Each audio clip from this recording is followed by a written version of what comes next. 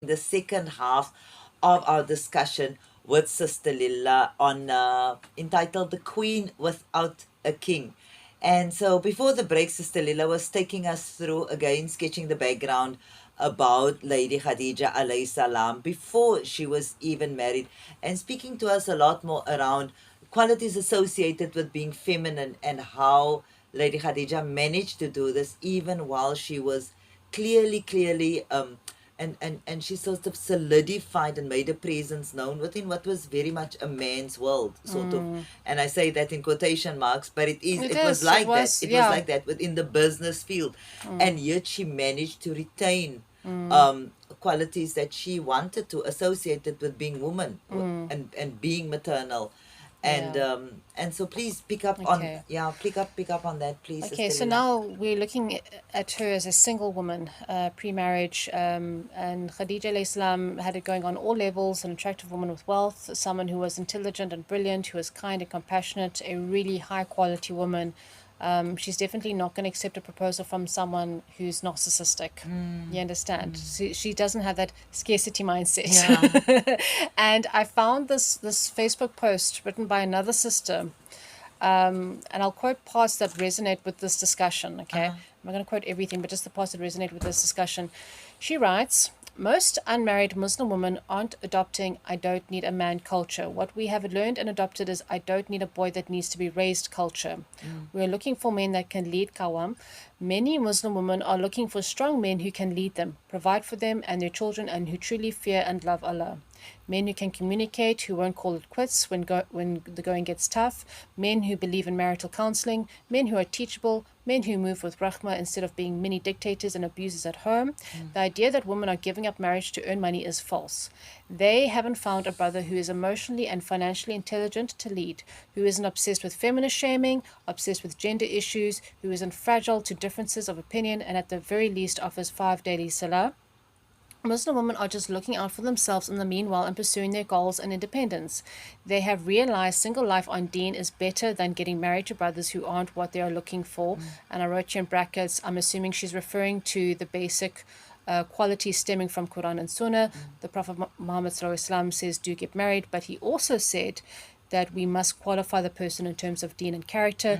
If the man isn't up to standard, then he doesn't qualify, which leads us to the next part of her post. She continues to write, getting married is very easy. Getting married to the right person who will understand you, who will bring you closer to Allah, and will give you quality time.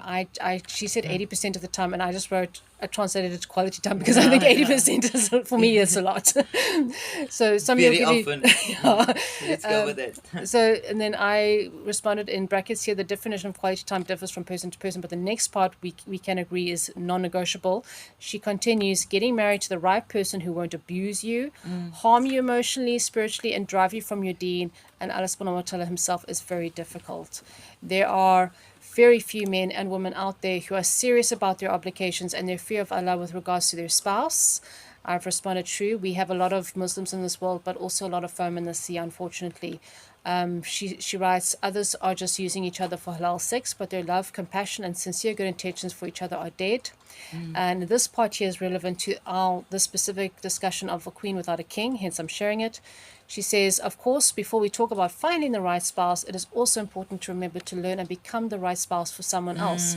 Expecting women to lower their standards needs to stop, please. Don't expect obedience and respect when you can't lead and protect. And I will repeat her prayer here. May Allah subhanahu wa ta'ala renew love, taqwa, compassion, and care in the hearts of married Muslim men and women for His sake, and remove the selfishness and self-serving attitude from their hearts. Ameen, Ya Rabbi, thumma Ameen. So To the point.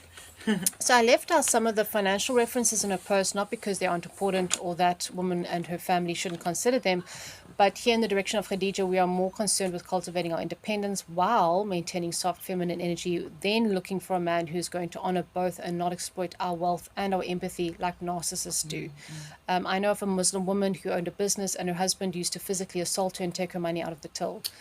And I have been informed by some sisters that there are men in our community that, despite having such a clear religion that emphatically dictates to men that they are not entitled to women's wealth, there are men in this community that take the hadith of you can marry for beauty and you can marry for wealth, etc., too literally. As in, like, no, you can, you have permission. Yeah. Like, it's a Just suggestion. go ahead and take It's a it. suggestion, yeah. And that their interpretation is that they can make women's wealth their sole reason for getting married and actually go and look for someone that will be their cash cow. Yeah. So in the event, We in the spoke, event I want to take it, there it's available for the yeah, taking. we spoke of cows being monetary value, but here women back then and now in some ways are still considered in the monetary sense. It's a form of jahiliyyah. So now on the flip of that, we have brothers with similar issues in that they are willing to grow and they're willing to lead, but when they approach a family, they get rejected for petty reasons. They get hit with a ridiculous dowry request with unreasonable terms and conditions. They are told things like they have to pay her a salary every month, but like a massive salary. They have to give her this car and this house and then spend this much on the wedding, etc. So besides all the foam in our ummah, there are enough good Muslim sisters and brothers out there who seem to have their respected times wasted by selfish people who are just following their nafs. So what's going on? What's Explain going to on? us. Why do we have so many nice, normal single people who are available but struggling with relationships? On the YouTube channel Three Muslims, they were discussing whether you should marry someone who has been divorced more than once, and it got heated with one brother saying that you shouldn't even think about marrying a woman who's been divorced several times. Ouch. I would also be concerned, but it is possible for someone to be an attractive all-rounder who has both character and deen, but get married and divorced multiple times in his or her life.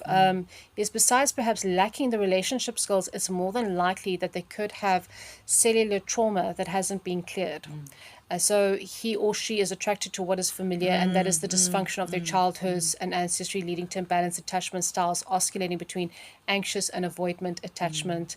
So back in the orbit of Miriam, we had the opportunity to clear not only the cellular trauma, but also through healing, cultivate a secure attachment style that is vital in marriage. To establish that within the self, because our attraction and who we attract has to do with energy and frequency, which depends on our growth, you see. So that we come back to that, and sometimes a person can be worthy of a great partner, but their sense of self is very damaged, so they keep going for the wrong person.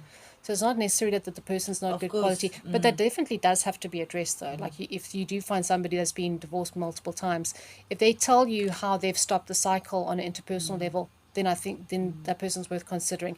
But if they haven't been able to fix it within themselves, you might find yourself in another cycle. So our choices have a lot to do with our sense of self-worth, which is affected by cellular trauma. The more we heal and grow spiritually, the more we meet great people who are on a higher level. If we don't grow, then we'll find our relationship problems will just repeat themselves over and over and over again. Therefore, So in some way, the other intervention is required. yeah, so definitely intervention is required, because you're doomed to repeat the same mistakes unless you address it within yourself. And therefore, the lessons on how to be a successful single woman from the orbit of Miriam are so crucial, because Mary, Mother of Jesus, peace be upon them, teaches us not to chase the dopamine rush, you see, but rather be internal and receptive in our feminine energy, which is why we are not supposed to date the way Westerners do, but have facilitated meetings via the parents and appropriate chaperones within a controlled and formal setting. You'll notice that the Deen very much on all levels discourages all types of addictive and dopamine chasing behavior, because La ilaha illallah. So when engagements break off or couples get divorced, or if somebody gets widowed, there's usually a withdrawal that happens, and it's important that, like if you're in your Ida, you got to feel that pain to heal, because see what happens is people go into they go into rebounds. So instead, you must rather feel your pain, feel that withdrawal. It's part of the growth experience, and here you just say inna lillahi wa inna ilaihi raji'un, then fully embrace your situation with a beautiful patience, and of course Allah subhanahu wa ta'ala will compensate with better. And better, like that definition is very broad. So many scholars believe that Khadijah AS was widowed twice. If that is the case, then she would have had a grieving experience as well. And we had this debate last year, or discussion about whether she was in her 20s or her 40s, whether she was a virgin or widowed. Either way, this is not a woman who rushes into relationships. She takes her time. It's a woman who understood her value. She understood her value. So yes, marriage is half your deen. That doesn't mean you have to rush into it. Of course. See? Of course. Yeah. So some people don't have the Sabbath. Some people rebound, and rebound relationships, they set you back in terms of healing, and they are based on limerence, not love. Limerence is infatuation, love is a choice. Also, Allah subhanahu wa ta'ala doesn't support the scheme of the wrongdoer. So if what you are doing is based on nafs instead of the right intention, then don't expect barakah, you see. So it's important to sit with the pain and fully embrace it with beautiful sabr, because like infatuation, it's only temporary. And there's a certain threshold of pain and discomfort that brings you into yourself. and you back into your fitra state. This is also experienced in the cold therapy that we mentioned. But if you can go through it, then with that newfound resilience, you establish a more secure attachment style because you've grown that attachment style. And so that you're at a level to meet someone at a higher level than where you're at previously, inshallah. They say your vibe attracts your tribe, but this also includes the man as well, inshallah. So I even know of a woman. I know of women who haven't even been seen by their suitors, but they got proposals. So like that, that's how powerful energy is.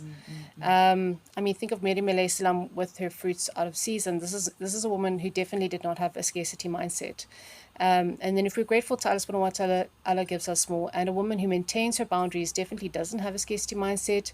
In both business and relationships, the scarcity mindset creates fitna. You see, in terms of relationships, it makes a woman more subconsciously inclined to drop her standards and values to accommodate a low-hanging fruit who is in terms of deen and character not up to standard. Therefore, she does herself and society an injustice, sacrificing her spiritual importance for a man who Allah subhanahu wa ta'ala might not even be pleased with. You see, so it's not worth it. Again, success in deen, business and relationships are all connected to delayed gratification. Now, if a woman is patient and works on herself, then she is more likely to attract a high-quality man because men are attracted to women who reflect their inner state. To some brothers, the niqabi is more attractive than the woman in the miniskirt just because a man can be physically attracted to many women, but there's only a few women that he will have the niyyah to commit because there has to be that attraction on a soul level, and it's a deeper energetic vibration. So men in general are attracted to women who reflect their internal state. You can't love a man and not love the wife he's committed to, as she is reflection of his inner state. You see, when men have damaged inner states, then they tend to go for women who are on a similar lower frequency. But ultimately, when a man is in his fitra state, then he marries the woman in her authentic state. I think the best English translation for the fitra is authentic state. Because the woman, the outer beauty of the woman reflects what's inside the man's heart, you see. So if you look at the Hurun of Jannat al-Firdaus, then you find that they beautifully reflect the hearts of the believing men who have reached that level of beautification because the soul is in fact feminine. They reflect, the soul is feminine, it gives birth to more spiritual growth, it carries virtue, and while we live, it actually partners with the breath.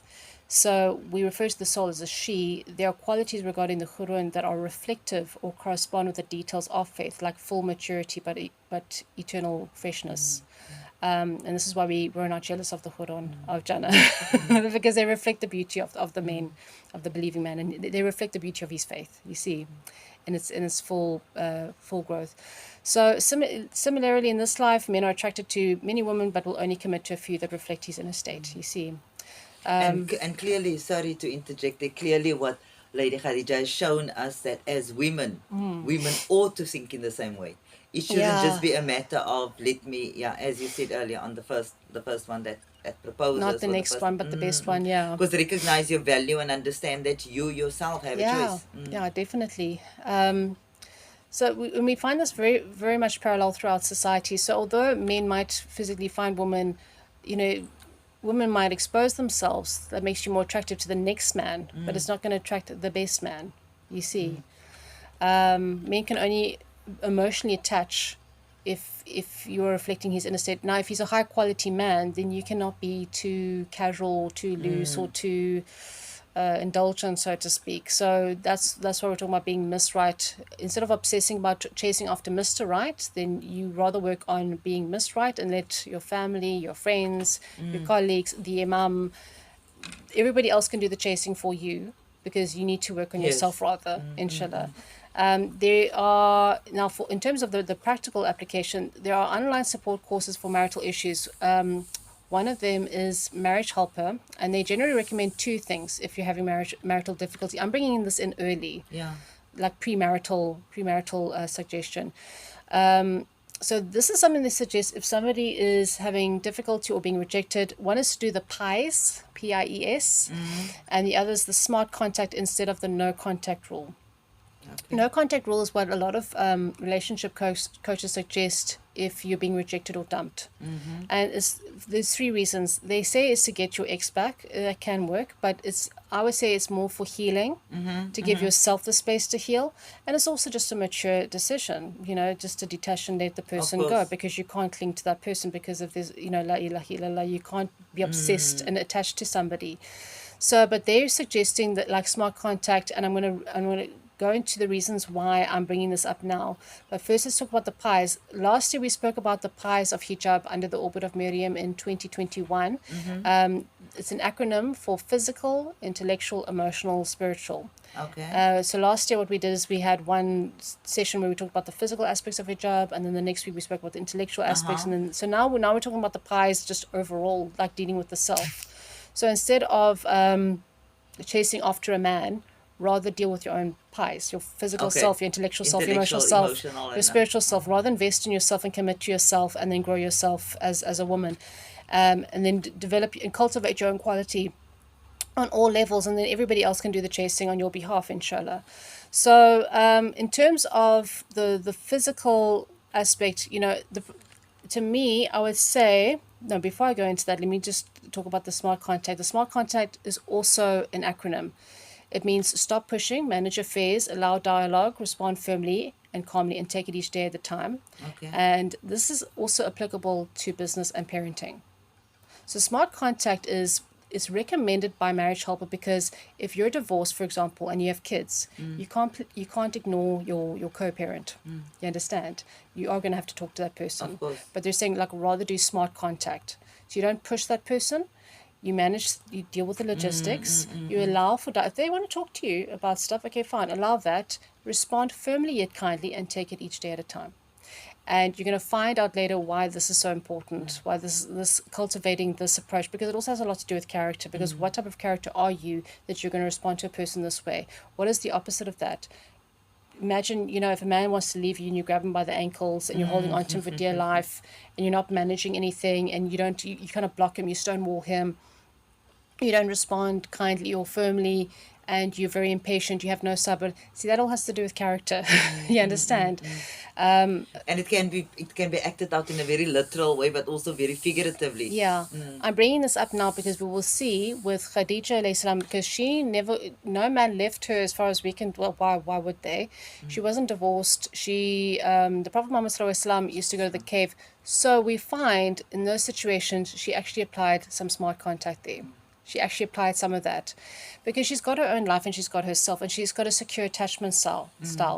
And when a woman has a secure attachment style, then you can detach from the man. If he needs to go to a cave somewhere, he needs to go to the beach, he needs to go on Because you're a whole business person, trips. beautiful person Exactly. on your So you're not having this, he doesn't need to be in my space all the time. He doesn't need to validate me all the time. I can do that for myself. You understand? I can validate myself. And, also if you work on your pies, and a lot of that has to do with the sunnah. So, for example, if we're dealing with the physical, the Prophet Muhammad SAW, he groomed himself, he exercised, he did portion control, he took care of himself, and so should we.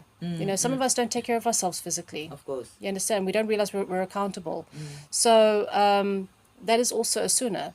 The intellectual in terms of studying the deen and in terms Seeking of research, knowledge, yes. seeking knowledge, and in terms of the emotional, that's also incredibly important because that also influences your character and how you deal with relationships and other Absolutely. people. And then the spiritual is like fairly obvious because you could be chasing after other men, or you could be sitting with your Quran and connecting with your Lord, inshallah. So that would be a better option.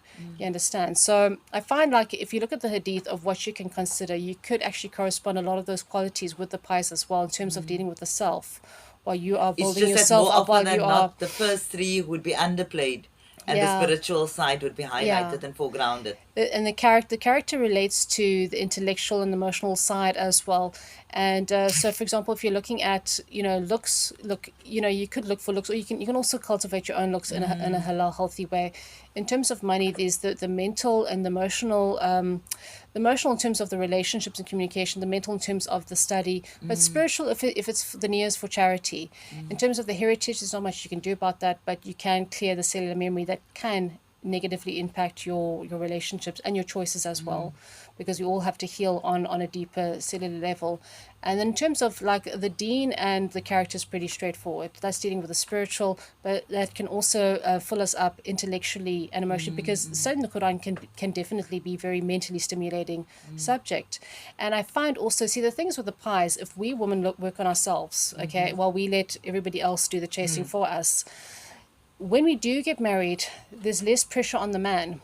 You know, he doesn't have to mentally stimulate yourself as much, because some women, oh, I want to marry an intellectual because he must stimulate my mind and we want to have like conversations. Well, does he though? Like, can you not stimulate your own mind? Can you not do your own research and then just let him be, you know, if he wants to be quiet, if he doesn't want to talk? Because I know of a woman who wasn't satisfied with her husband because he was very quiet and he was a very straightforward man. He liked to sit with his Quran, but he fulfilled all these obligations. But he wasn't flashy enough. He wasn't exciting enough. But then, you know, create excitement for yourself. Your husband doesn't need to be exciting. Yeah, but You it's can as stimulate much. yourself. You can stimulate your own mind, and you can emotionally fulfill yourself. You can have a good self-love, self-esteem. Then everything else he brings is just the cherry on top. Yeah, You understand? But what happens is women don't work on themselves, and then they put a lot of pressure on the man. The man must make me feel the most beautiful, and he must like fill me up emotionally, and he must stimulate me, and he must like there must be a whirlwind Tick romance, all and those boxes. yeah. But there's a lot you can do for yourself, inshallah. But it's so important, I mean, to harken back to what you were saying close to the beginning of the program, how important it is to work on ourselves as well. When even before you seek the partner, Yes. don't see your answers Yeah. within that partner. Don't see your Yes. partner as having to complete you. As a human being, understand your own value. Yeah. I also just wanted to quickly say on what you mentioned now. The relationship counselor that we usually speak to on a Monday, she was saying exactly what you were saying now a few days ago. This idea that you think one person Yeah. should tick all those boxes for you, it's completely unrealistic. Yeah. It just completely unrealistic. Yeah. And I think we did not complete our topic for today. I'm sure you will continue. Inshallah, because it'll tie in with the next Yes, subject. Yeah. because I think so you it'll be like also a opened. combination. It'll be a combination of a recap and Yes, yeah. because I think you also opened up an important point right at the start, the idea that Sayyidatina Khadijah was known as the pure one. So what do we think about? What does it conjure up? Yeah. When we think of somebody that's pure, Yeah. do we think about, say specifically with a woman, somebody who is a virgin? Is that what we think about? Yeah. Or what do we associate Yeah. with those? But shukran so much as Afwan. usual, Sister Lila. Okay, shukran for having me. Have a wonderful day You ahead, too. inshallah. Inshallah. That brought us to the end of today's segment on social justice matters. We were speaking to Sister Lila Halzinger, and our topic for today was the Queen Without a King. And we were discussing the journey of Sayyidah Khadijah alayhi salam before she got married, and what qualities were associated with being a good woman and preparing herself for her marriage. But up next is the news